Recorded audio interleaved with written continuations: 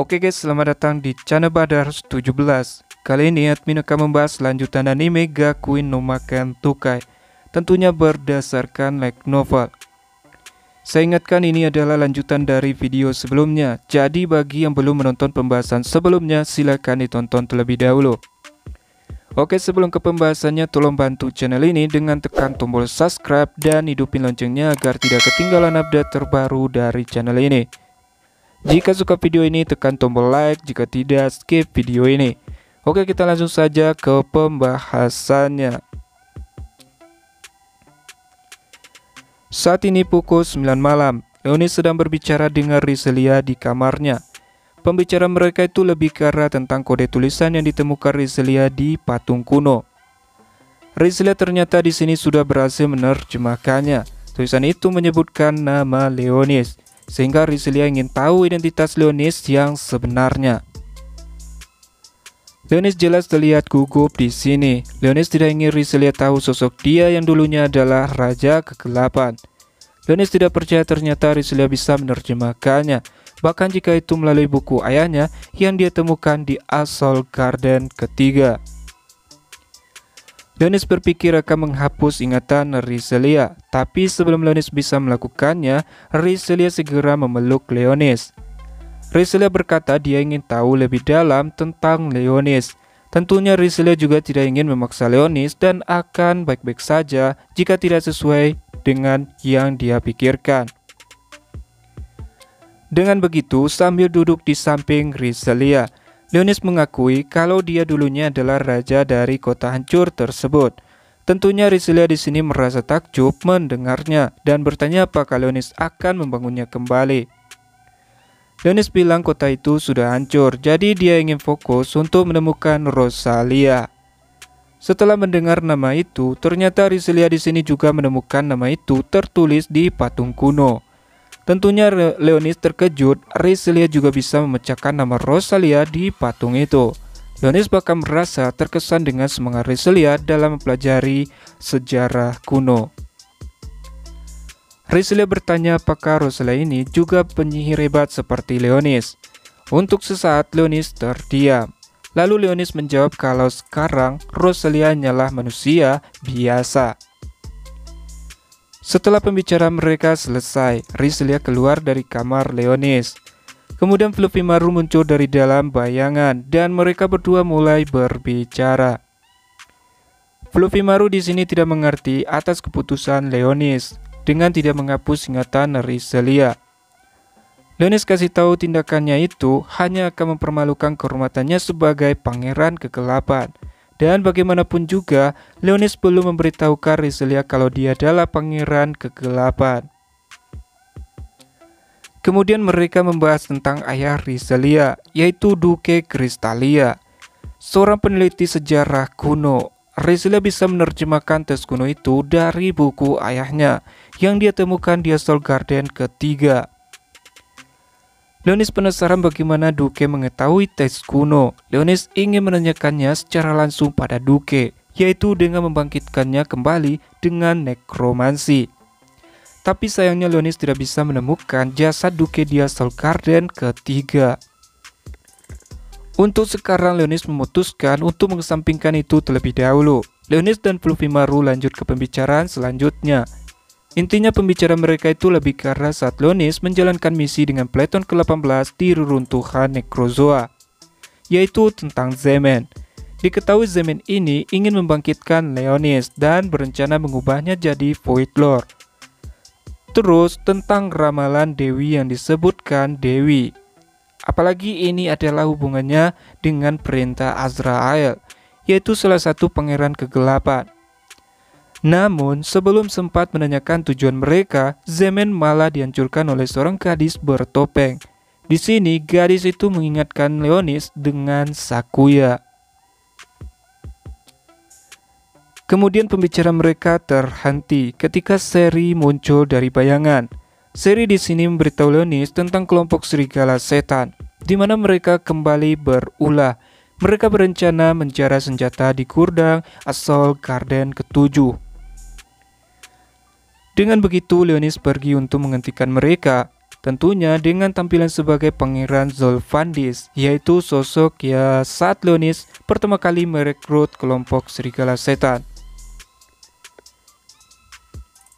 Masih di malam hari, 5 dari kelompok Serigala Setan melompat dari satu atap ke atap berikutnya. Di sini mereka itu memakai jubah dan penutup wajah. Sesampainya di gudang senjata, Arle maju ke depan para Beastmen. Arle bilang akan mengurus para penjaga. Di sini salah satu Beastman tidak terima. Bagi dia, ini sama saja Arle merendahkan mereka. Lena segera menghentikan kemarahan Beastman tersebut. Lena bilang ini adalah saatnya Arle menunjukkan kemampuannya di depan mereka.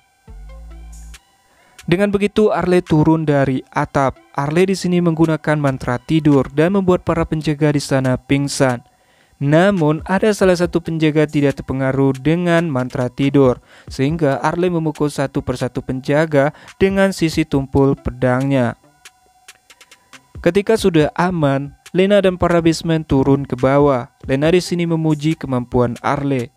Lena terkesan Arle benar-benar bisa melakukannya sendirian. Arle tanya apakah dia sudah layak sebagai kepercayaan pimpinan mereka. Sebagai jawaban, Lena menggelengkan kepalanya. Mendengar jawabannya itu, Arle hanya bisa mendesah kecewa.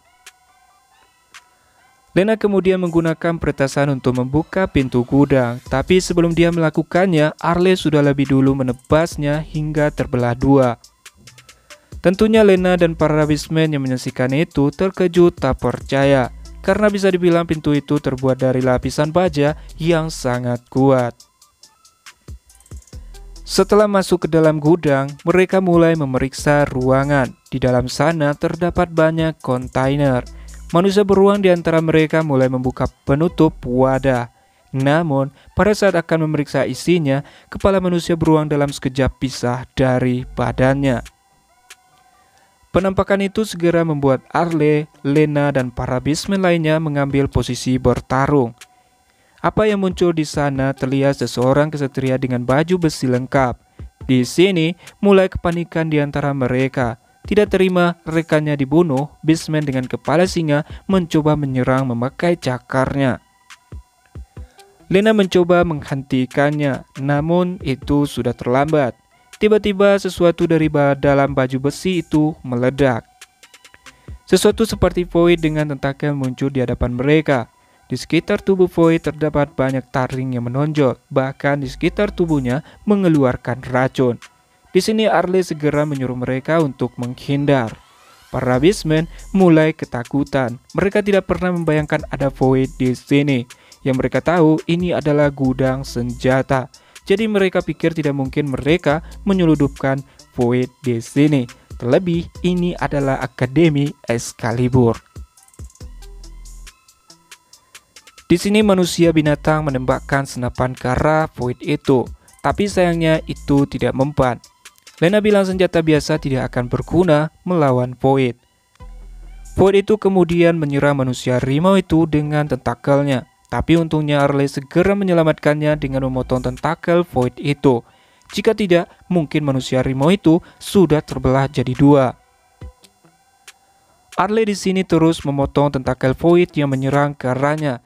Pada saat Lena berlari ke arahnya, Arle menghentikannya. Arle menyuruh Lena memimpin rekan-rekannya yang lain keluar dari sini. Arle bilang dia akan mengurus Void itu sendirian.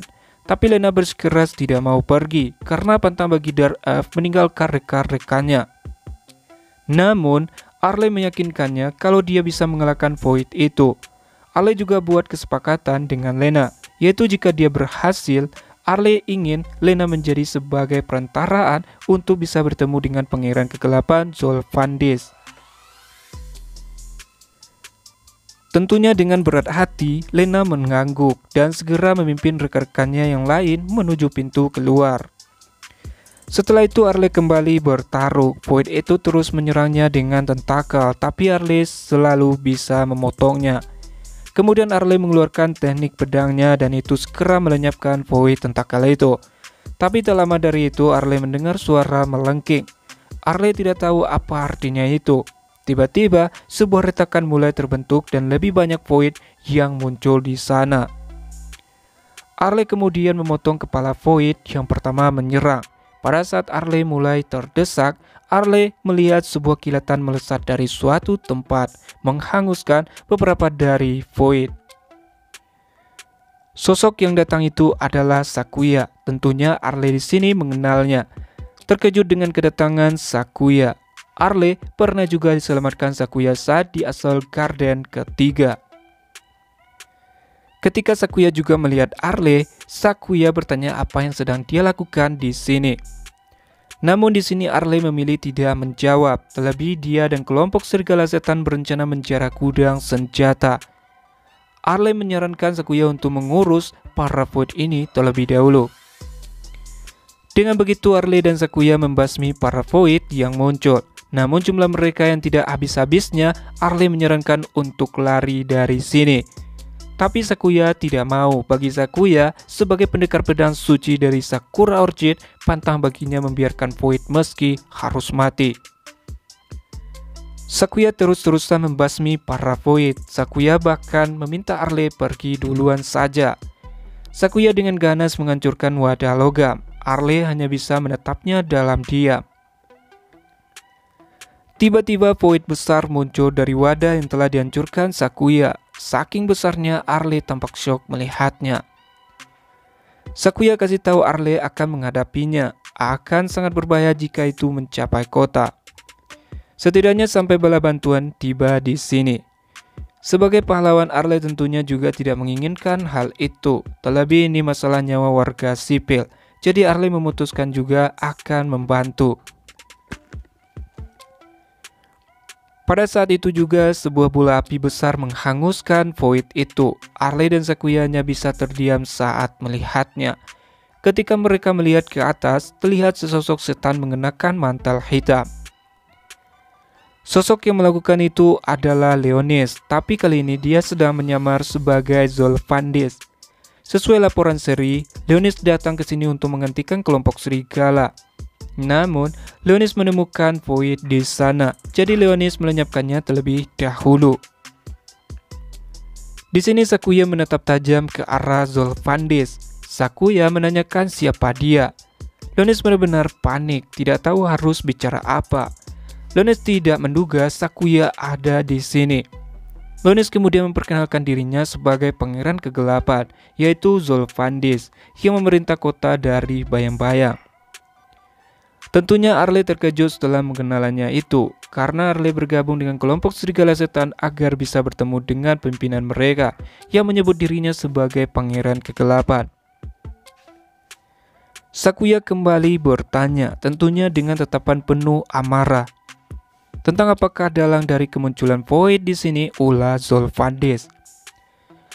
Zolfandis tentunya membantah hal itu. Zolfandis bilang Void adalah musuhnya. Zolfandis juga mengatakan bahwa Taman Serang Ketujuh adalah kekuasaannya, jadi dia tidak akan membiarkan monster itu melakukan apa yang dia inginkan.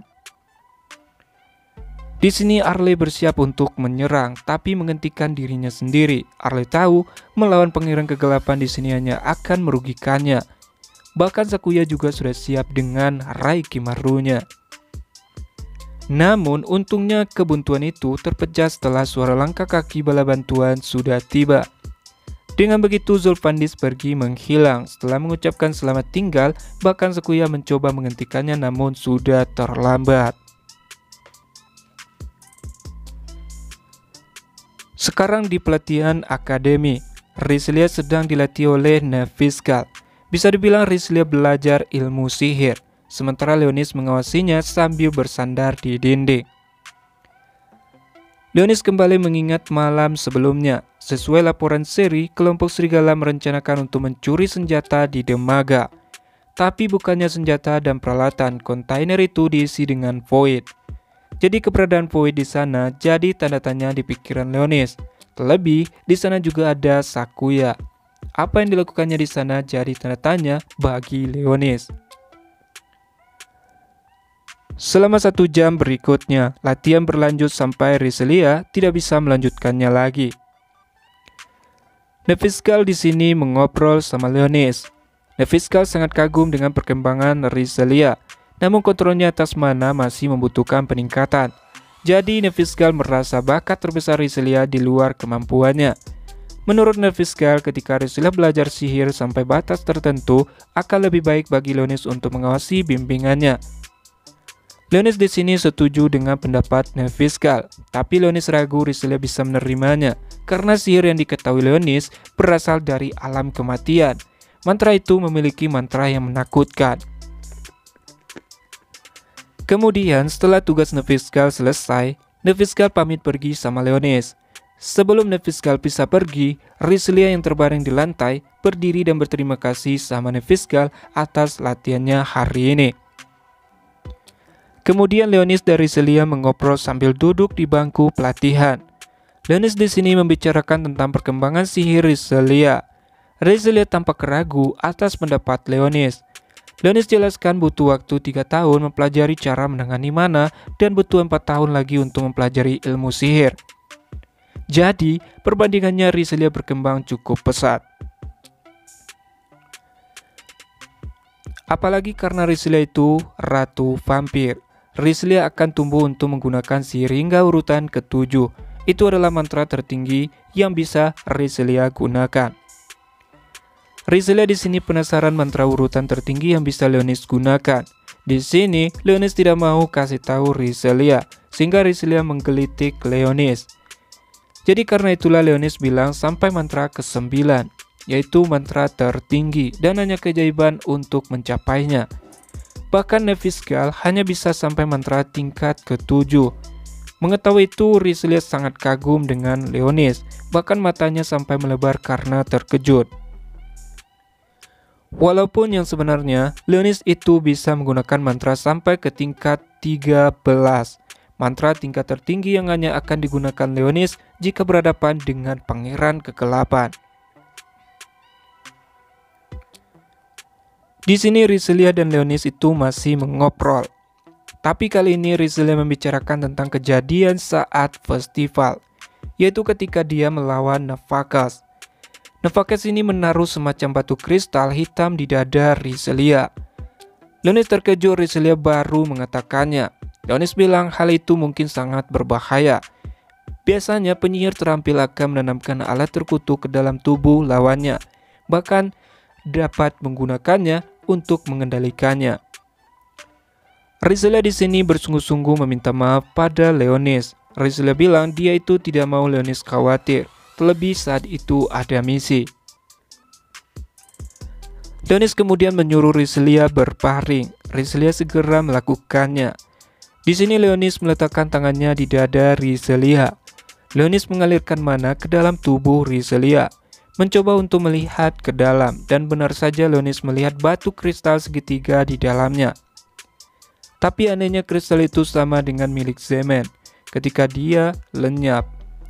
Leonis mencoba untuk menghancurkannya, tentunya dengan melakukan itu membuat Rizelia kesakitan. Tapi Leonis meminta Rizelia bertahan sebentar. Dengan begitu Leonis memegang tangan Rizelia. Leonis fokus pada satu titik di atas hati Rizelia dan menyalurkan kekuatan sihir penghancur. Dan pada saat itu juga kristal yang berada di tubuh Rizelia hancur berkeping-keping.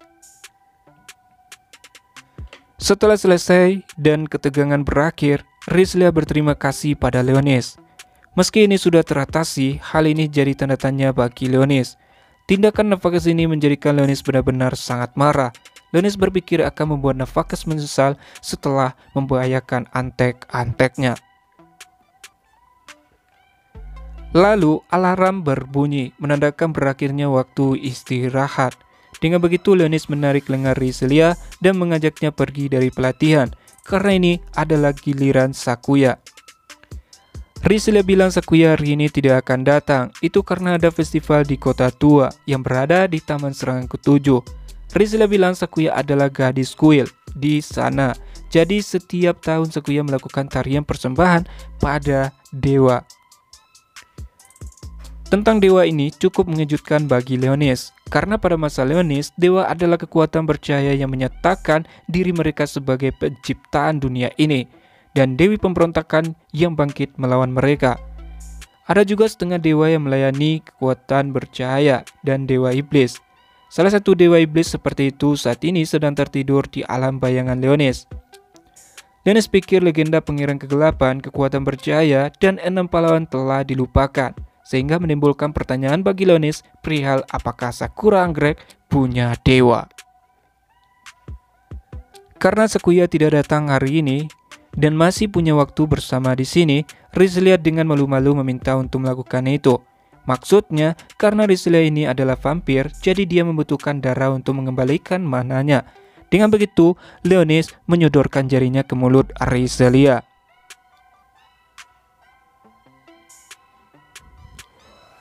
Kemudian di kota tua, tidak jauh dari entalase toko Fury Street yang ramai, berdiri sebuah perkebunan yang luas.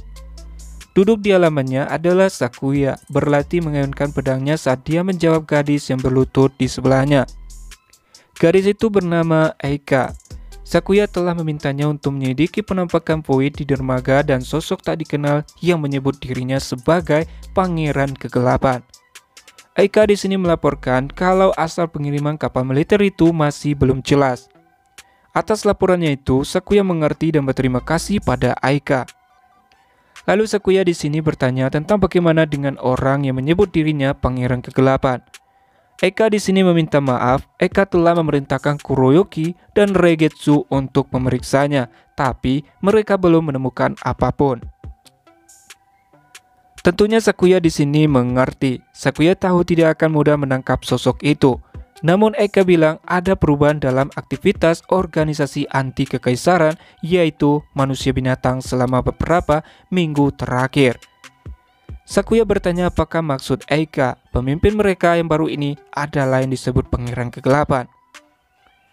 Eika tidak membantah hal itu, meskipun Eika bilang itu hanya dugaan.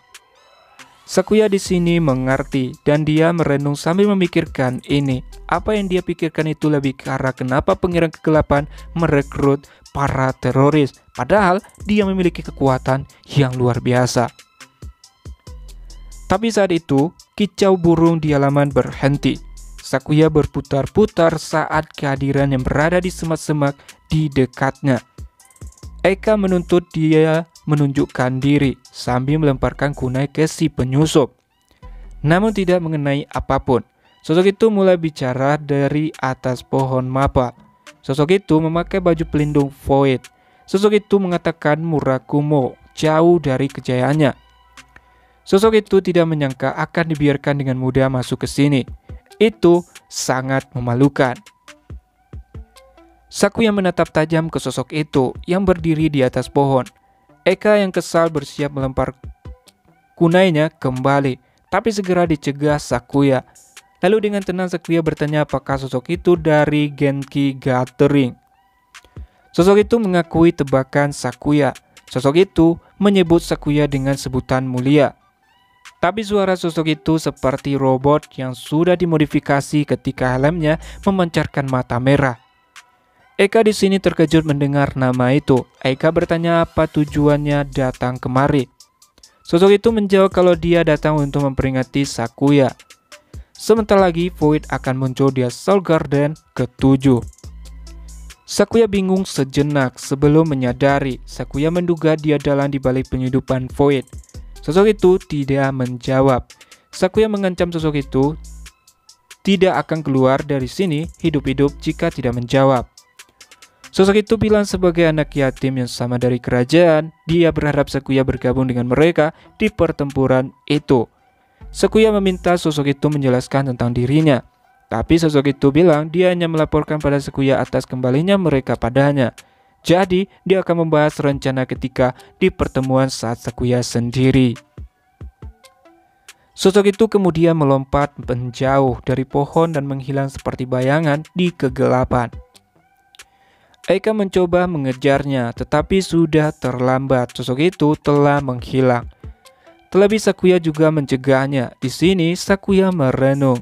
Renungannya itu lebih ke arah peringatan dari sosok itu yang menyebutkan tentang kemunculan Void. Tentunya Sakuya tidak akan membiarkannya, tapi Sakuya bingung apa yang harus dia lakukan. Gini guys, sosok itu katanya kan dari Genki Gathering.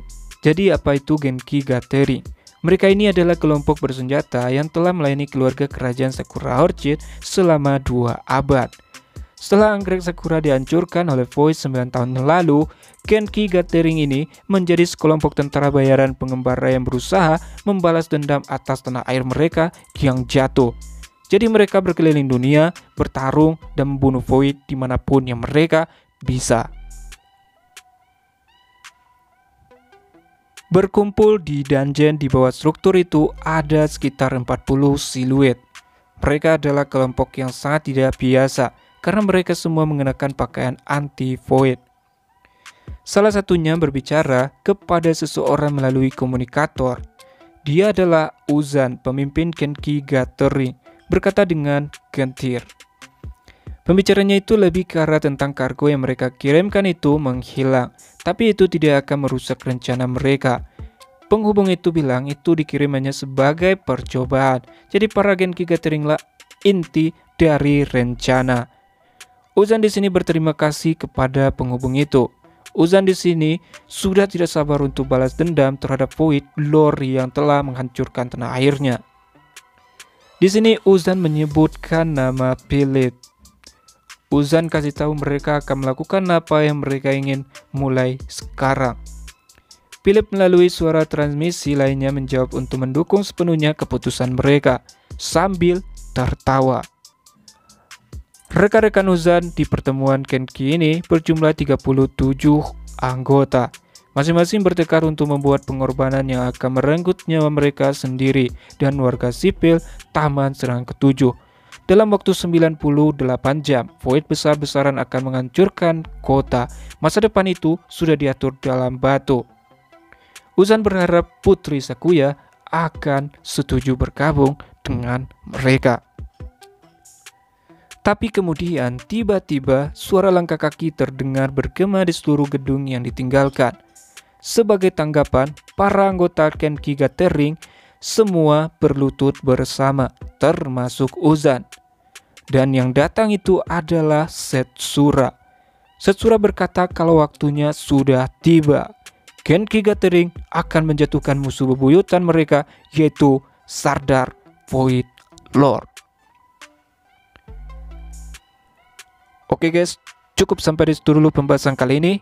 Terima kasih sudah nonton sampai habis. Salam Nakama.